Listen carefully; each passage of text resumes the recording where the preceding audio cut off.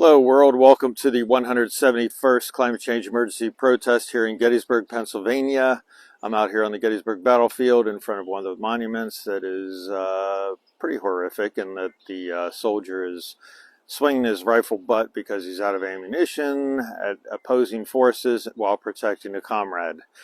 Well, you know, the Civil War here was basically and this is a climate change related issue, believe it or not. The Civil War was all about corporations. Basically, you had the corporations, the slave owners and the cotton owners versus the manufacturing owners in the North. And neither could come to terms as to the idea that human enslavement was a horrible, ridiculous thing. So, you know, many things going on in the world right now which are absolutely ridiculous in the face of an overwhelming, impending 100% cataclysmic extinction of all humanity. But let's continue with wars and keep fighting each other in Ukraine and Yemen and Ethiopia and in Paraguay and anywhere else. In Yemen, I said Yemen. Yemen is huge too, and people aren't covering that at all. And you need to look into that as to what's going on there. And you might be surprised as to which side, which country is on and what's going on with that and the actual genocide going on there, as well as Ukraine. So, you know, neither country or no region is immune to this inhumanity to humans. So the question is for climate change, you know, whether it's a do-over or do it or end it. So do it or it's over. You know, do-over doesn't exist. It's just a fake idea, and you can't undo what is already happening. All you can do is mitigate the situation. So right now we have no leaders in the world that are leading the whole fight against climate change or proposing any ideas or anything like that. There's no talk at all. There's no leader with any action going on. And I mean real action, not just lip service and things like that and proposing a legislation. Oh, this person is proposing legislation. No, nobody's doing anything. There's no plans. There's no clear-cut goals. There's no media coverage. Huge. The media is just shirking their responsibilities concerning climate change. The summer is going to be the summer of fire, 2022. Mark my words. Mark them or mock them, whatever you want to do. But like today, for example, here in Gettysburg, it is March 18th. And 2022, and it's going to get up to 75 degrees today, which is unheard of. It's 24 degrees Celsius for those of you elsewhere in the world. So it shouldn't be that temperature. Yeah, it's weather, but it's an indication that there is something severely wrong with what's going on in the environment. So there's no media coverage to what's going on. The USA is in a total mega drought, and is much of the world, and it's only going to get worse and worse with mega fires. So there's no protests. Yeah, next week we got on the 25th, there's a worldwide protest concerning climate change. Nobody knows about it, and there's going to be like 15 people turning out in Washington, D.C. because nobody cares. Everyone's wrapped up in the battles around the world, and justifiably so. But, you know, this situation going on right now is like someone beating their hands against a rock, wherever a picture of a rock is, while meanwhile 15 tigers are being released and a new one every day concerning climate change around the necks.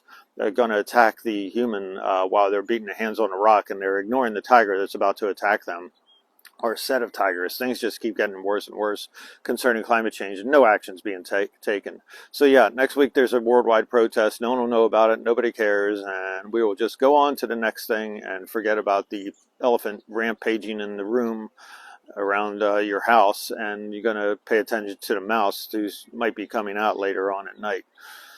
So as there's no conversations, there's no internet buzz about about climate change or what's going on in the world. There's no plan at all about going forward.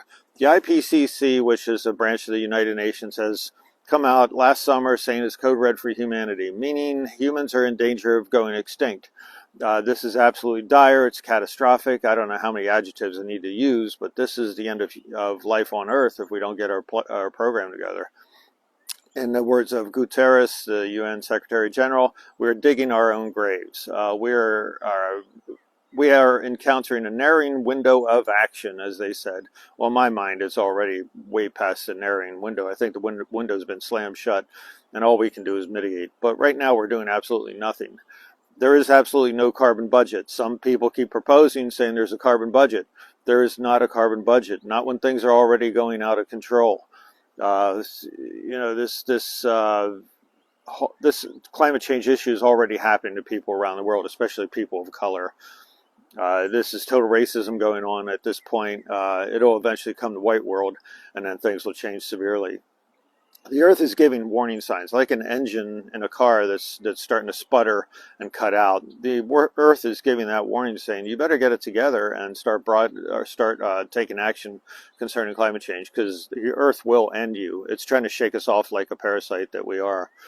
There are severe bumps going on. You got severe super typhoons, you got droughts, you got severe heat waves, you got the jet streams being shredded. There's no wind going on right now. This is March. March wind should just blow right through you, just like November, and they're not anymore. Yeah, when a storm comes, there's wind, but normally there's no wind at all, and that's absolutely astounding. Water shortages. If you look around the conflicts of the world right now, mostly are in equatorial regions of the world. And a lot of this involves climate change and water as well. So also around the world right now, you have glacier fracturing down at the Larsen B site down in Antarctica, totally split apart. It's as big as Philadelphia, Pennsylvania. The Thwaites Glacier is 1 to 5 years from totally fracturing. And the importance of the glaciers is that they hold back the main glaciers on land. The sea ice holds back the main glaciers on land and allows them to start sliding in the ocean. Catastrophic for humans once that happens. There's potential earthquakes due to the unweighting of these glaciers around the world, melting sea water into the oceans, and then the oceans pick up that weight instead of the glaciers. So you have rebounding effects, you have plate tectonic shifts, you could end up with volcanoes.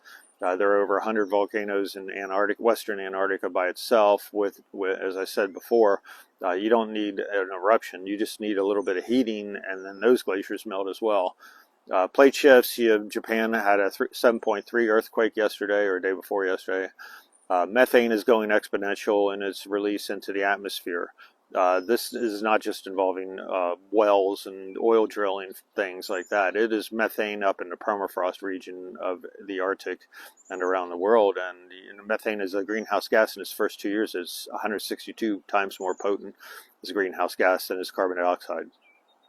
So we're seeing these tipping points happening, and we're ignoring the elephant in the room. We're beating our hands against these rocks, as I said, which is war and things like that, and paying attention to things that don't matter as much, and actually killing each other for no reason when you should be focusing on trying to survive as the whole human species. And so you got Russia, Putin, who's out of control. You got everyone's wrong. If everyone's wrong, nobody's right. Okay, 2 wrongs don't make a right. 1 wrong and the other person fighting it doesn't mean it's right as well. So you got an issue going on where everything is wrong and nobody's right, and nothing's getting done concerning climate change. And this is a big obfuscation, a distraction going on in the world. And I don't know if it's intentional by Putin or whoever to attack Ukraine, because Russia seems to want to have climate change happen in their Siberia region, so they can, and in the Arctic, so they can have the oil there. So it's an insane policy what's going on with them, and everything's out of control, and we need to get it together. And nothing, absolutely nothing, is going right with climate change as far as taking action. If you believe it's going right, you are surely delusional as to what the reality of it all is. So is there a do-over? No. Do it or it's over? Yes. You don't get a second chance at this thing. There's only one planet. There's no planet B. So let's get to it, people, but it's not going to happen. Go back to your news, watch Ukraine, and say you're in support of Ukraine. If you're really in support of Ukraine, then send your sons and daughters over there, and Putin, you send your little kiddies over there too, and do whatever monstrous things you continue to do. But Ukraine is not the only issue going on right now as far as wars go. You need to check out other wars going on around the world, and your media will not cover that because you are sometimes on the wrong side of the issue. So next week will be March 25th, 2022, and that's the Worldwide Climate Change Protest. If anyone cares, it's next Friday, and that'll be number 172. I'll see you then. Bye.